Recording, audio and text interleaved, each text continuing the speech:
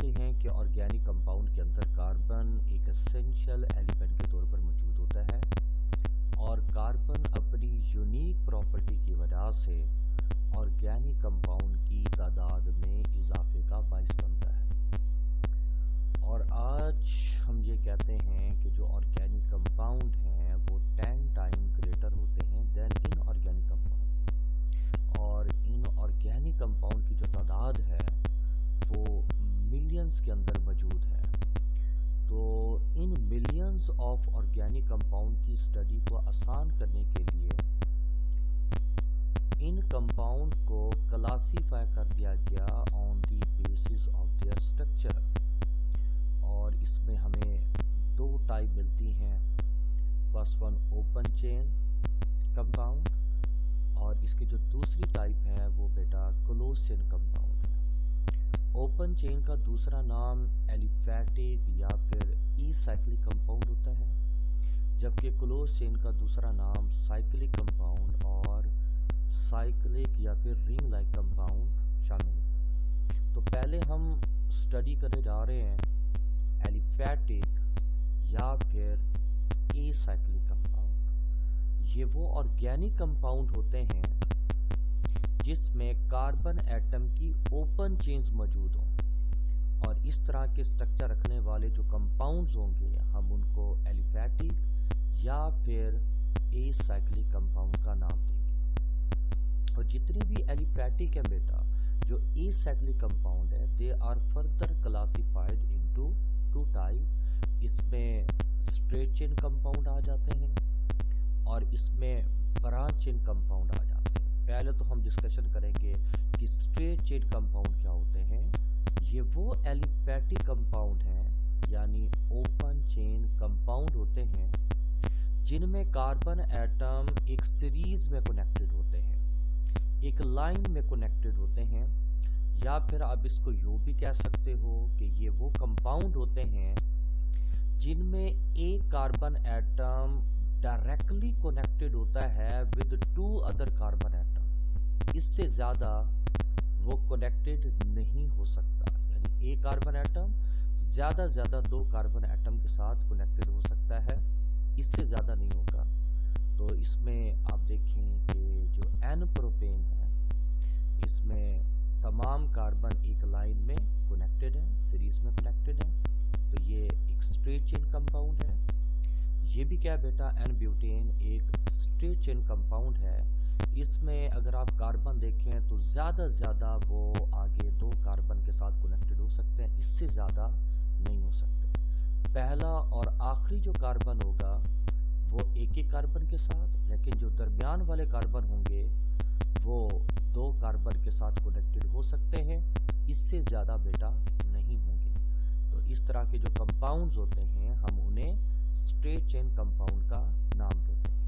अब आते हैं branch chain hydrocarbon. Branch chain hydrocarbon उन एलिफैटिक कंपाउंड को हम कहते हैं जिनमें कार्बन एटम डायरेक्टली कनेक्टेड हो, डायरेक्टली बॉन्डेड हो with more than two other carbon atom, जिसमें कार्बन एटम आगे मजीद दो से ज्यादा कार्बन एटम के साथ कनेक्टेड हो। तो फर्क क्या आ रहा है स्ट्रेट चेन में और ब्रांच चेन में? जो स्ट्रेट चेन होता है उसमें कार्बन ज्यादा से ज्यादा आगे दो कार्बन के साथ बॉन्डेड होगा, इससे ज्यादा नहीं हो सकता।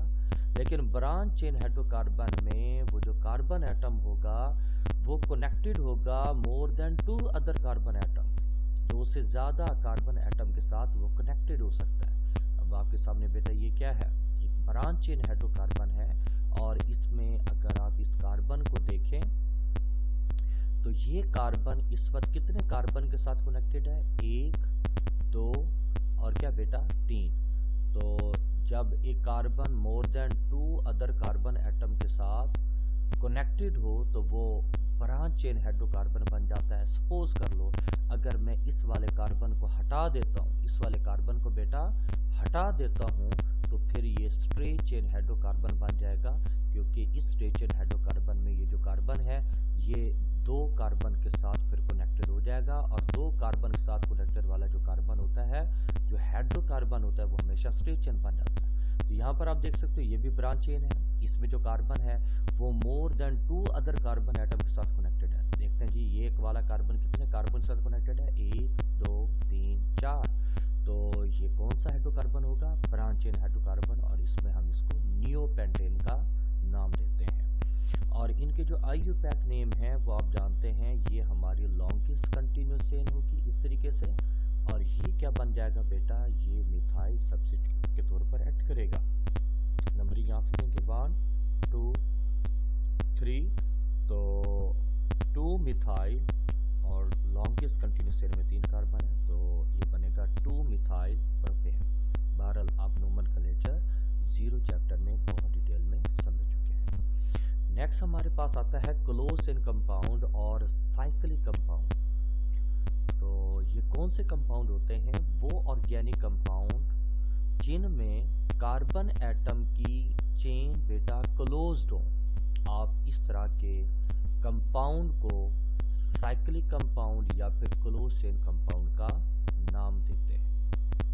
और इन क्लोज चेन कंपाउंड की फर्दर 2 टाइप हैं, होमोसाइक्लिक या फिर इनका दूसरा नाम क्या होता है, कार्बोसाइक्लिक कंपाउंड, और दूसरी जो टाइप है वो है हेट्रोसाइक्लिक कंपाउंड। तो इन दोनों को बेटा हम 1 बाय 1 स्टडी करेंगे, और ज़्यादातर शॉर्ट में भी यही क्वेश्चन पूछा जाता है, differentiate between homocyclic compound and heterocyclic compound. तो आप जानते हैं होमो का मतलब सेम होता है और हेट्रो का मतलब डिफरेंट होता है। तो पहले तो हम आते हैं होमोसाइक्लिक कंपाउंड, जिसका दूसरा नाम क्या है, कार्बोसाइक्लिक कंपाउंड है। तो ये बेसिकली क्या होते हैं, साइक्लिक कंपाउंड होते हैं in which ring consist of only carbon atom. ये वो साइक्लिक कंपाउंड होते हैं जिसमें तमाम के तमाम जो एटम होते हैं रिंग के अंदर वो कार्बन के होते हैं, यानी पूरे का पूरा जो रिंग होता है वो कार्बन एटम पे मुश्तमिल होता है। इस वजह से हम इन क्लोज चेन कंपाउंड को होमोसाइक्लिक कंपाउंड या फिर इनको नाम देते हैं कार्बोसाइक्लिक कंपाउंड, क्योंकि ये रिंग कार्बन एटम पे मुश्तमिल होता है। ये फर्दर क्लासीफाई कर दिए जाते हैं इनटू 2 टाइप, एलिसाइक्लिक कंपाउंड और उसमें शामिल है एरोमेटिक कंपाउंड। जो एलिसाइक्लिक कंपाउंड है, these are the homocyclic compound. एक बात तय होगी कि चाहे एलिसाइक्लिक कंपाउंड हो चाहे एरोमेटिक कंपाउंड हो, ये दोनों किसकी टाइप है बेटा, होमोसाइक्लिक। तो इन दोनों टाइप में जो रिंग होंगे वो कार्बन एटम पे मुश्तमिल होंगे। तो एलिसाइक्लिक कंपाउंड क्या होते हैं, ये होमोसाइक्लिक कंपाउंड होते हैं जिसमें रिंग कंसिस्ट होगा 3 और more than 3 carbon atom. Ring के अंदर 3 या 3 से ज्यादा कार्बन के एटम मौजूद होंगे, और बेसिकली ये रिजेंबल कर रहे होंगे विद एलिफैटिक कंपाउंड। किस बुनियाद पर, इन जनरल फार्मूला CnH2n इस पे शामिल होता है। और आप जानते हैं जो एलिफैटिक कंपाउंड है उनमें अल्कीन, अल्कीन और अल्काइन शामिल होते हैं। ये ओपन चेन हाइड्रोकार्बन होते हैं, सैचुरेटेड और अनसैचुरेटेड। और ये जो फार्मूला है ये एलिफैटिक कंपाउंड में अल्कीन का होता है। तो ये एलिफैटिक कंपाउंड के साथ अपना जनरल फार्मूला रिजेंबल करते हैं।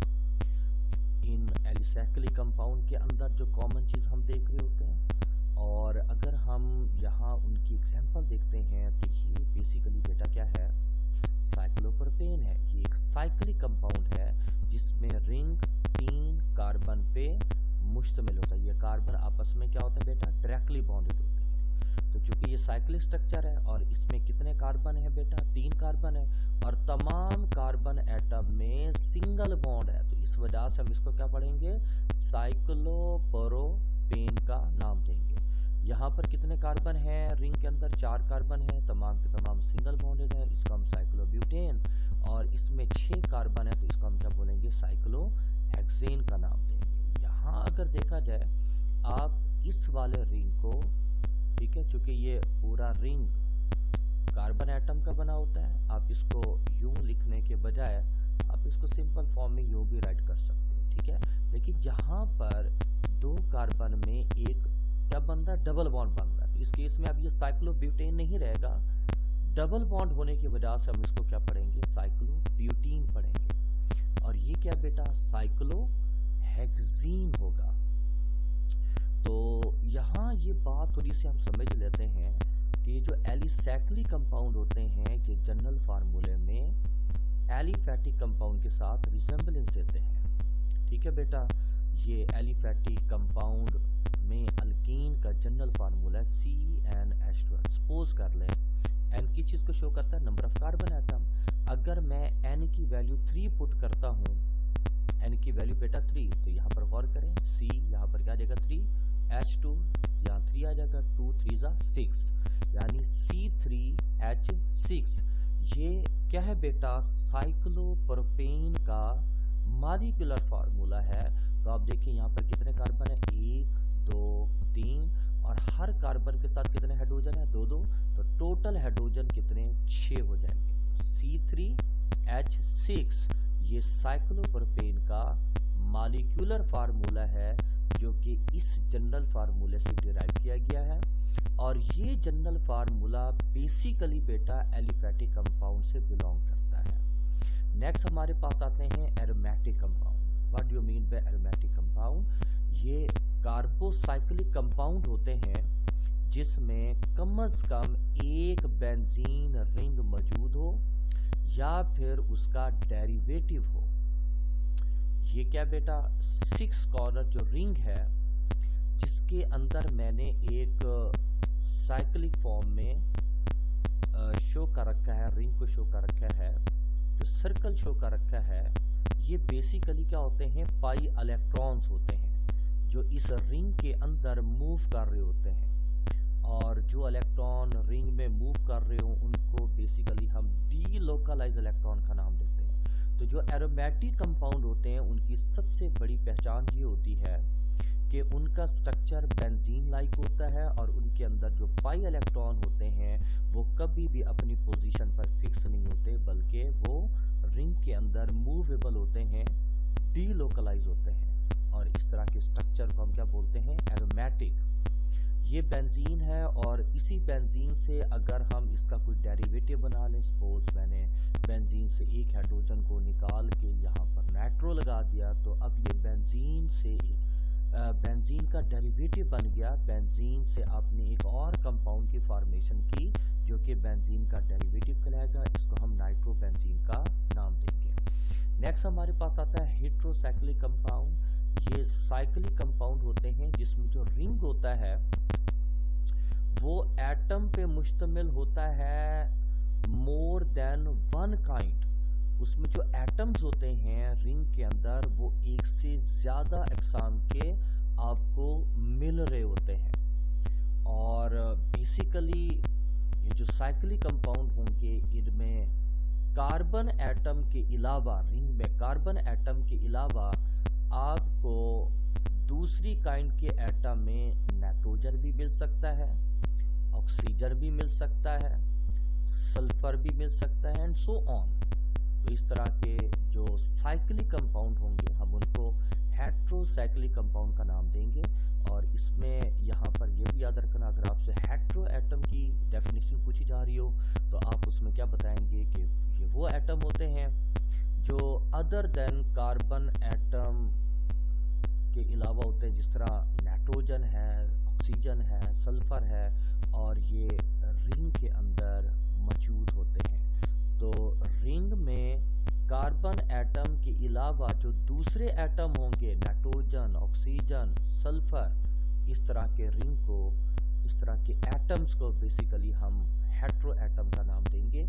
यहाँ पर आप देख रहे हो बेटा, जहाँ पर जिन कॉर्नर पर कुछ नहीं लिखा पड़ा वहाँ पर क्या होगा, कार्बन होगा। और टोटल यहाँ कितने कॉर्नर हैं, 6 कॉर्नर है ना, तो 5 कॉर्नर पे तो कार्बन होगा, लेकिन छठे कॉर्नर पे आपको क्या दिखाई दे रहा है, नाइट्रोजन। तो अंदर डीलोकलाइज पाई इलेक्ट्रॉन है। तो इस तरह के स्ट्रक्चर को हम पैरिडीन बोलते हैं। और पैरिडीन कहाँ से बिलोंग करता है, किस क्लास से, हेट्रोसाइक्लिक कंपाउंड से बिलोंग करता है।